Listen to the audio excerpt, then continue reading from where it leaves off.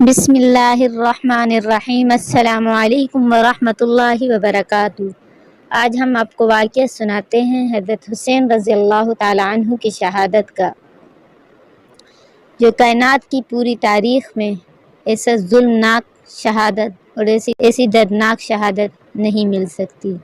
اللہ تعالیٰ کی کروڑوں رحمتیں نازل ہوں اور حسین بن علی رضی اللہ تعالی عنہما پر، جنہوں نے میدان کربلا میں اپنی اور اپنے خاندان والوں کو قربانی دے کر قیامت تک آنے والی امت پر احسان عظیم فرمایا۔ دین اسلام کے لیے آپ رضی اللہ تعالی عنہ کے صبر و استقامت سے سبق لینے کی ضرورت ہے۔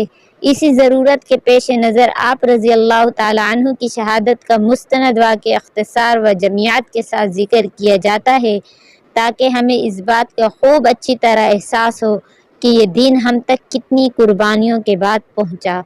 حضرات صحابہ کرام رضی اللہ تعالی عنہ اور اہل بیت عظام رضی اللہ تعالی عنہم نے اس لیے پہنچایا ہے کہ اس پر عمل کیا جاتا رہے۔ خلیفہ چہارم حضرت علی المرتضیٰ کرم اللہ وجہہ کی شہادت کے بعد حضرت حسن رضی اللہ تعالی عنہ کے ہاتھ پر بیعت کی گئی۔ آپ رضی اللہ تعالی عنہ 6 ماہ کے بعد حضرت معاویہ رضی اللہ تعالی عنہ کے حق میں دستبردار ہو گئے اور ان کے ہاتھ میں خود بھی اور حضرت حسین نے بھی بیعت کر لی۔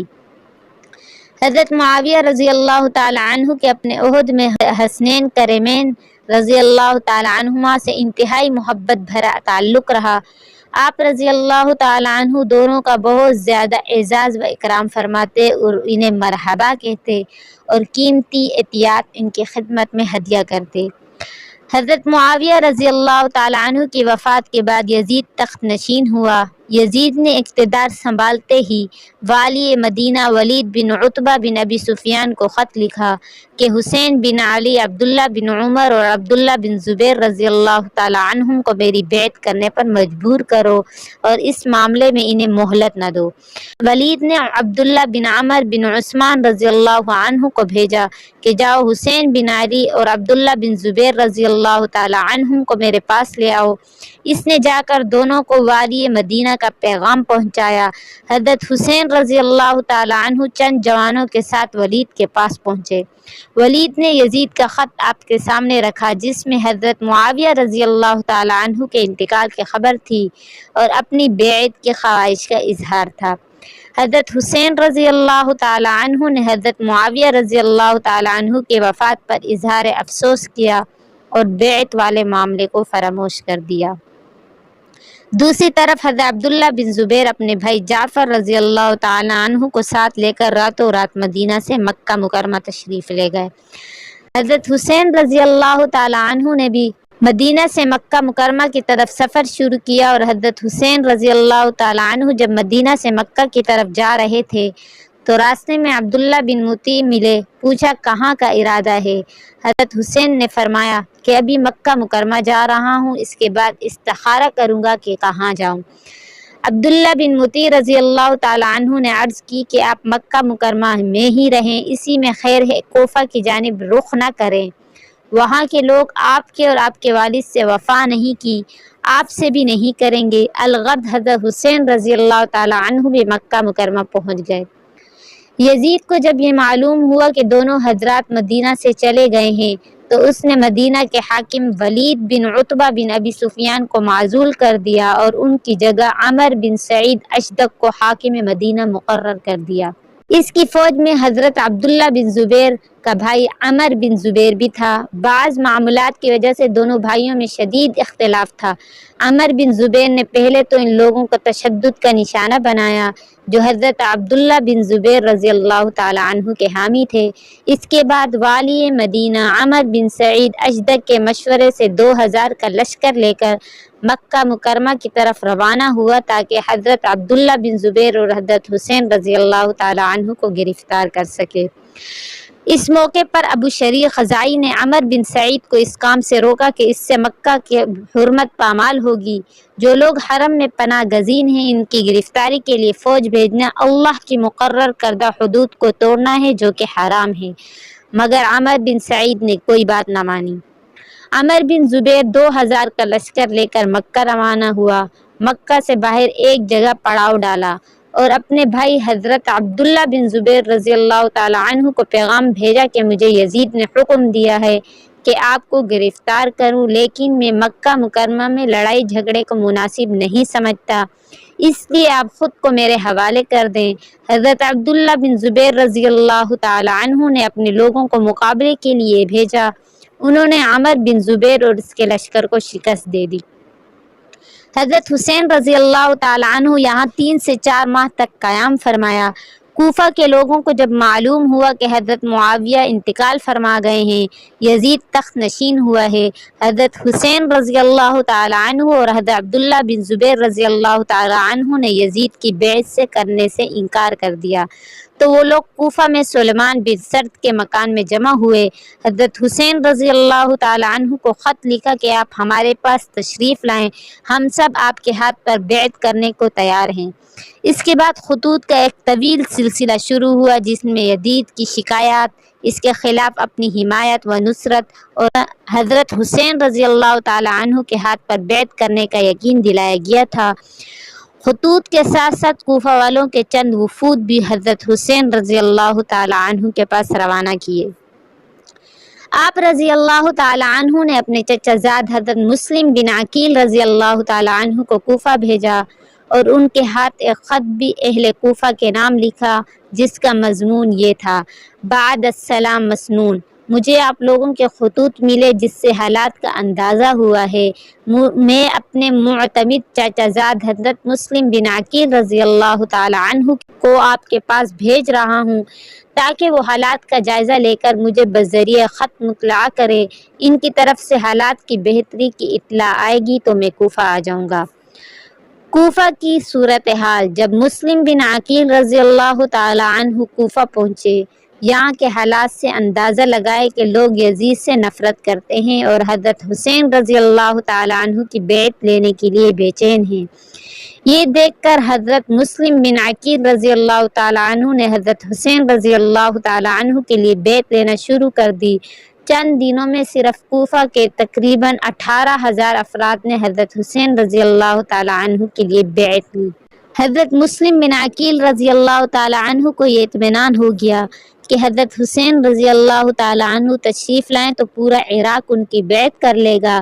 حجاز مقدس کے لوگ پہلے ہی سے ان سے محبت کرنے والے اور تابعدار ہیں، اس لیے ملت اسلامیہ کے سر سے یزید کی مصیبت ختم ہو سکتی ہے، ایک صحیح اور مضبوط ریاست قائم ہو سکتی ہے جس میں اسلام کی سربلندی، تقوی، انصاف اور امن ہوگا۔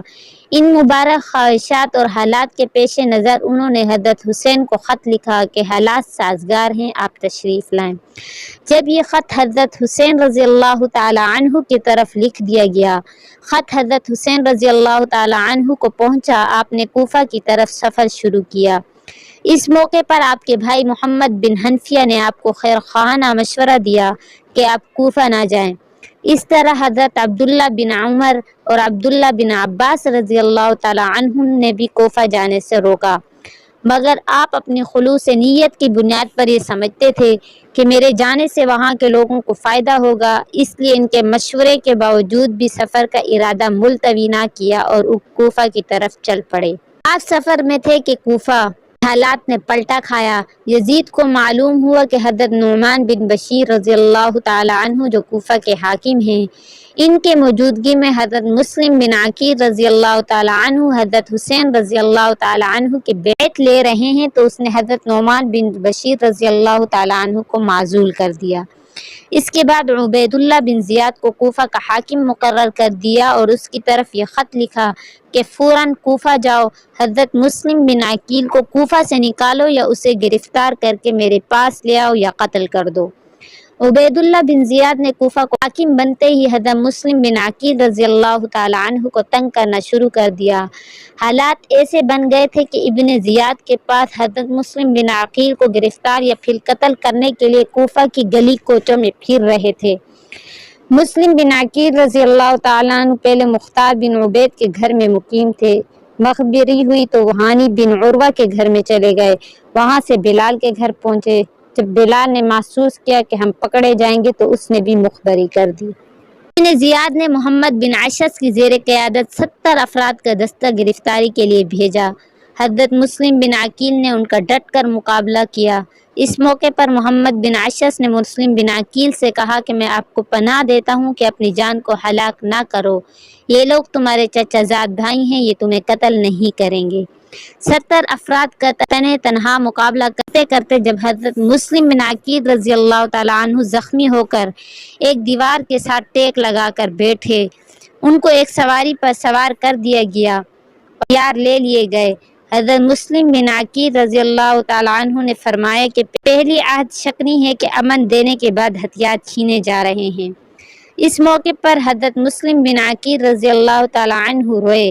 محمد بن اشعث نے تسلی دی کہ فکر نہ کریں، آپ کے ساتھ نہ کوئی خوشگوار واقعہ پیش نہیں آئے گا۔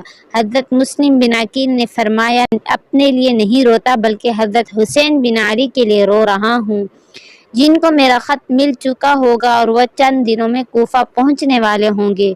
یہاں پہنچ کر ہمارے ہاتھوں اس مصیبت میں گرفتار ہوں گے جس میں اس وقت میں گرفتار ہوں۔ محمد بن اشعث کو کہا کہ آپ نے مجھے پناہ دی ہے، لیکن حالات ایسے ہیں کہ آپ بے بس ہو جاؤ گے، مجھے قتل کر دیا جائے گا۔